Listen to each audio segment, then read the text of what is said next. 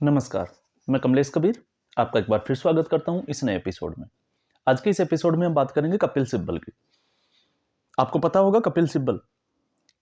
सबसे फ्लॉप वकील supreme court के, अगर हम उनको कहें तो कोई अतिशयोक्ति इसमें है नहीं। एक वक्त था जब उनका सुप्रीम कोर्ट में डंका बजता था, रात को 12 बजे भी वो सुप्रीम कोर्ट को खुलवा लेते थे। लेकिन अब जो है वो लग रहा है कि कपिल सिब्बल जो उन्होंने अब नया प्रोफेशन शुरू किया है वो द वायर के एंकर बन गए हैं। तो अब इनके लिए जो है वो यही काम बचा है। अब ऐसा मैं इसलिए क्यों कह रहा हूं, क्योंकि एक बहुत हाई प्रोफाइल केस की हम इस पूरे वीडियो में चर्चा करेंगे, उसी के ऊपर हम विश्लेषण करेंगे कि कपिल सिब्बल कैसे देश को गुमराह करता है, कैसे झूठ बोलता है। वो सारी तमाम तरह की चीजें जो है वो इसमें जब हम इस वीडियो में आगे बढ़ेंगे तो वो चीजें सारी सामने आती चली जाएगी। तो मैं उम्मीद करूंगा आप वीडियो में जो है वो अंत तक बने रहें और उसके बाद में हम किसी कंक्लूजन पे पहुंचेंगे। आपको पता होगा 2020 फरवरी में दिल्ली में दंगे हुए थे और वो जब दंगे हुए तो उन दंगों में एक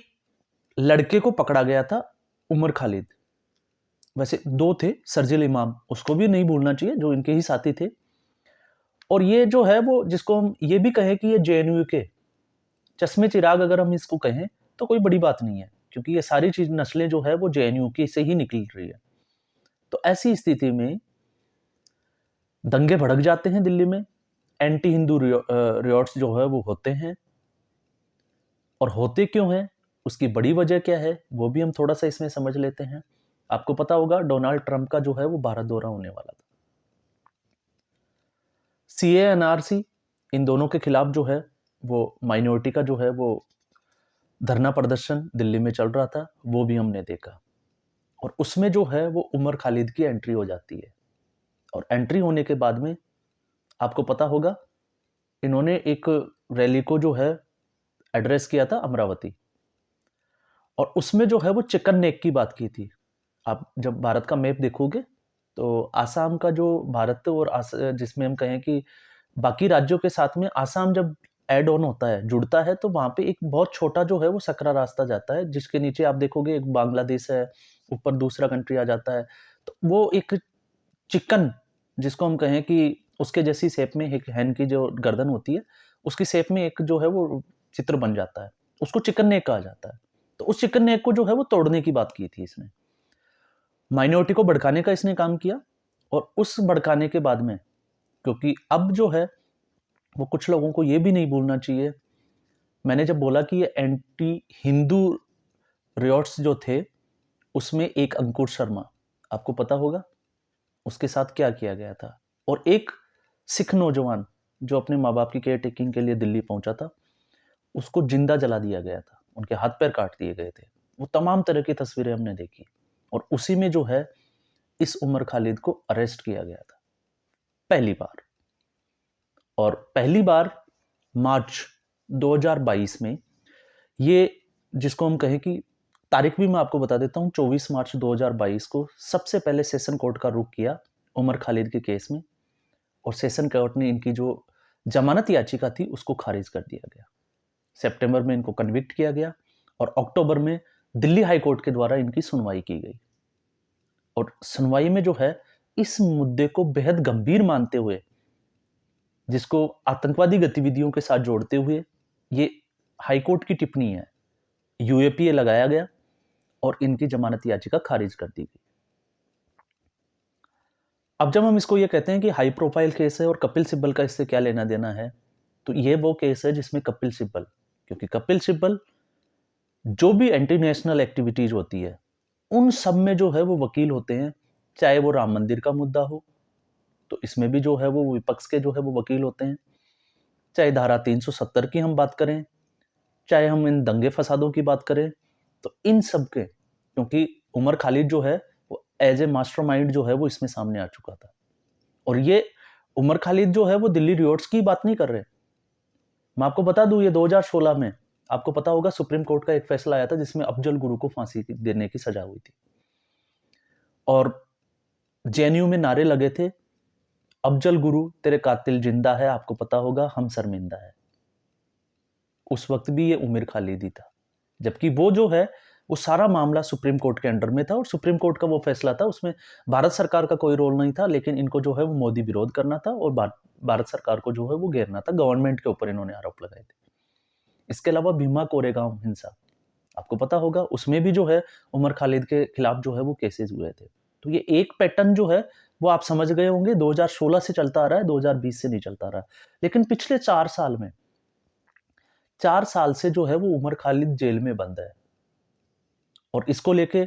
रवीश कुमार जैसे बेहुदा पत्रकार जो है वो प्रेस कॉन्फ्रेंस कर चुके हैं उनके फादर के साथ, और आपको पता होगा, आप वीडियो जाके देख लीजिए, जब उनको 1000 दिन हो गए थे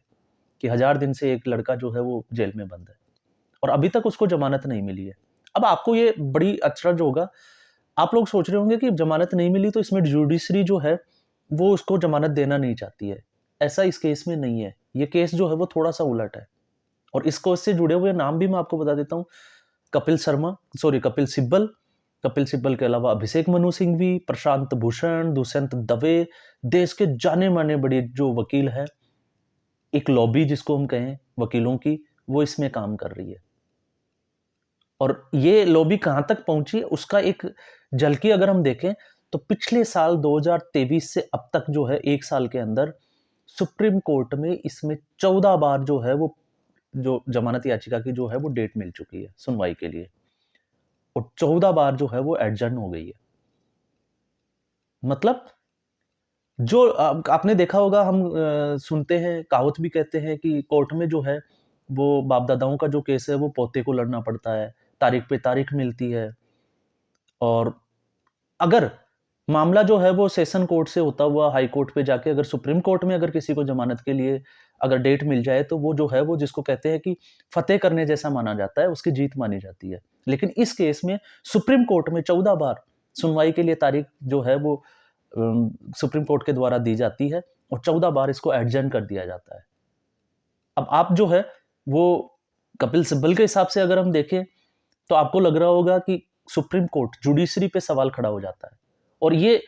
कपिल सिब्बल उस पूरे केस में जो है वो आजकल जब उनकी सुप्रीम कोर्ट में चल नहीं रही है,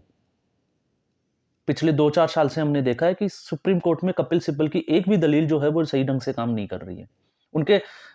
जो भी केस उनके हाथ में आता है उसमें वो हार जाते हैं। तो ऐसी स्थिति में अब कपिल सिब्बल ये दिखाना चाहते हैं कि सुप्रीम कोर्ट और जुडिशरी सिस्टम पे एक जो है वो जो है वो सवाल खड़ा किया जाए और उसी का नतीजा है। मैं ऐसा इसलिए कह रहा हूं क्योंकि 14 में से 7 बार जो है वो इसको एडजर्न कराने के पीछे कपिल सिब्बल का हाथ है। अब आप सोचिए, एक वकील, अपने मुवक्किल जिसने उसको केस दिया, उसकी जब सुनवाई होती है और कपिल सिब्बल खुद उस सुनवाई को टाल रहे हैं और अब तो जब हद हो जाती है, जब सुप्रीम कोर्ट में जाके कपिल सिब्बल ये बोलते हैं कि आप जो है वो हमें इसमें सुप्रीम कोर्ट से जमानत लगानी ही नहीं है, हमें जमानत चाहिए ही नहीं, क्योंकि हम हमारे जो लक है उसको ट्रायल कोर्ट में आजमाना चाहते हैं। अब आप देखिए, सुप्रीम कोर्ट से सीधा ट्रायल कोर्ट में वो जाना चाहते हैं और ऐसा क्यों? क्योंकि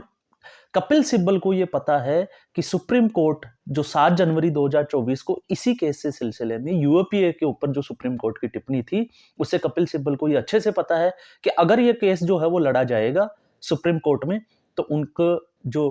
उमर खालिद है उसको जमानत नहीं मिलेगी, क्योंकि इससे पहले 370 में भी आपने देखा कपिल सिब्बल को मुंह की खानी पड़ी थी। तो ये कपिल सिब्बल को अच्छे से पता है और कपिल सिब्बल की कोर्ट में जुडिशरी सिस्टम में कितनी चलती है वो भी आपने देखा होता कि 370 में फैसला आने से पहले ही 2 घंटे पहले जो है वो कपिल सिब्बल एक ट्वीट करते हैं और उस ट्वीट में ये लिखा जाता है कि कुछ जो केस है वो हारने के लिए लड़े जाते हैं। तो अब आप अंदाजा लगाइए कि उसको पता था कि ये केस जो है वो हारने वाले हैं और इस केस में भी सेम पैटर्न पे जो है वो कपिल सिब्बल जा रहे हैं। और दूसरा इसका जो है वो हम ये भी समझ सकते हैं कि बेला एम त्रिवेदी जो जस्टिस है वो इस पूरे केस को जो है वो उनके अंडर में है और इसी को लेके जो है प्रशांत भूषण वो ऑलरेडी जो है वो सुप्रीम कोर्ट को चिट्ठी लिख चुके हैं, अभिषेक मनु सिंघवी जो है वो चिट्ठी लिख चुके हैं। तो आप एक चीज देखिए कि उमर खालिद के जो पैरोकार है वो बहुत बड़े वकील है और इतने बड़े वकीलों की एक पूरी लॉबी होने के बाद में जहां सुप्रीम कोर्ट उनको तारीख देता है और वो अपनी प्ली वापस ले लेते हैं, तो आप मान के चलिए कि ये कितना हाई प्रोफाइल केस है, क्योंकि कपिल सिब्बल, अभिषेक मनु सिंघवी, प्रशांत भूषण, वैसे तो एम त्रिवेदी के खिलाफ जो है उन्होंने सुप्रीम कोर्ट को जो चीफ जस्टिस को चिट्ठी लिखी थी उसमें ये भी लिखा था कि कुछ फैसले जो है उनके ऊपर, एम बेला त्रिवेदी के, उनके ऊपर जो है वो सवालिया निशान खड़ा हो जाता है, इसलिए इस केस की सुनवाई खुद जो है वो सीजीआई चंद्रचूड़ सिंह करे। अब आप देखिए ये जज यहाँ तक, सॉरी ये वकील जो है वो यहाँ तक पहुंच जाते हैं और ये जो है वो ले लिया जाता है। दूसरा नैरेटिव कैसे तैयार किया जाता है, इन्हीं शख्स जो उमर खालिद है, इनके पिताजी का जो है एक इंटरव्यू कराया जाता है, और इंटरव्यू कहाँ कराया जाता है, द वायर के ऊपर। अब कनेक्शन देखिए, आप लोग ये बोलोगे कि द वायर जैसे उस पे जो है वो उनके पिताजी का जो है इंटरव्यू कराने का मकसद है एक नैरेटिव तैयार करना, और द वायर जिसके एंकर जो है वो कपिल सिब्बल खुद बने हुए हैं। तो कपिल सिब्बल राजनीतिक अंत उनका कैरियर का जो है वो ऑलरेडी उनका खत्म हो चुका है, आपने देखा होगा। पहले वो कांग्रेस में थे G23 में, फिर उसके बाद में जो है वो कांग्रेस से उनको बाहर का रास्ता कर दिया गया, और जब वो बाहर हो गए तो रामगोपाल यादव, अखिलेश यादव उनके जो भतीजे हैं, रामगोपाल यादव के कहने पे जो है उनको समाजवादी पार्टी की तरफ से अब राज्यसभा में भेज दिया गया। सुप्रीम कोर्ट में 2010 के बाद में अगर हम देखें तो किसी भी केस में उनको जो है वो इतनी बड़ी कोई सफलताएं मिली नहीं। तीस्ता सितलवाड़ के केस में जरूर उनको जो है वो आपने देखा होगा, पहले जो है उनकी चलती थी। तो पहले जो है, अब इससे एक चीज जरूर समझ में आती है, क्या वाकई में इन जो वकील थे, क्या इनकी पहले जो है वो सुप्रीम कोर्ट जैसे जजों के साथ साठगांठ होती थी? क्योंकि सीधे तौर पे हम नहीं कह सकते, क्योंकि अगर हम ऐसा कहते हैं तो अपने ऊपर भी जो है मुकदमे होने के चांसेस जो है वो बढ़ जाते हैं। तो अब आप अंदाजा लगाइए, आप अपने विवेक से इसमें डिसीजन लीजिए कि ऐसी स्थिति, चाहे वो जुडिशरी सिस्टम पे सवाल खड़े करने और वकील सिब्बल जैसे वकील इस देश में हैं और ऐसे लोगों के पैरोकार है जिन लोगों का हाथ जो है वो आतंकवादी गतिविधियों में है, तो फिर हम जो है वो किस तरफ जा रहे हैं, हमारा देश जो है वो किस तरफ जा रहे हैं, हमारी अपोजिशन जो पार्टियां हैं, विपक्ष की जो पार्टियां हैं वो किस तरफ जा रही है, क्योंकि वही इन लोगों को जो है वो आगे लेकर आती है। तो आज के एपिसोड में बस इतना ही, फिर हम एक नए एपिसोड के साथ हाजिर होंगे। तब तक के लिए नमस्कार, धन्यवाद।